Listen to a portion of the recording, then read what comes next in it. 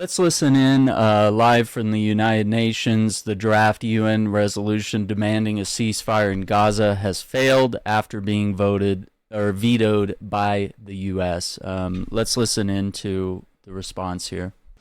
And there is no right to annexation. This is what Israel is doing in Gaza. These are its war objectives. This is what the absence of a ceasefire is allowing it to continue doing. This full-fledged Israeli assault against the Palestinian people and the Palestinian land is about everything except the hostages. Yeah. If the families of hostages can see that, how can anyone in this room claim otherwise?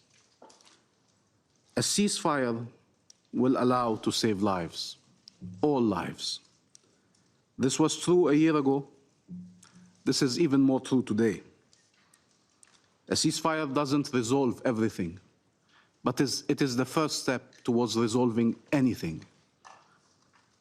And what is the answer of those who are still unwilling now, after all this death and destruction, not to call for an unconditional ceasefire?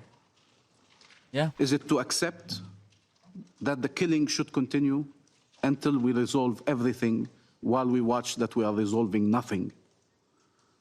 We heard over and over again statements in this chamber by all members without distinction about protection of civilians, about rejecting forcible displacement, about rejecting starving the Palestinian population, about rejecting annexation, about rejecting wanton destruction, about rejecting regional escalation.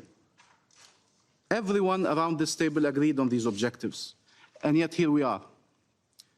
44,000 Palestinians killed. This is those who are accounted for. Many more are not accounted for. Yeah. One day we will retrieve them in mass graves under the rubbles, and we will discover the real numbers of this horror. And there will be many that we will never retrieve. Yeah. Famine that is looming all over Gaza, that is a reality in northern Gaza.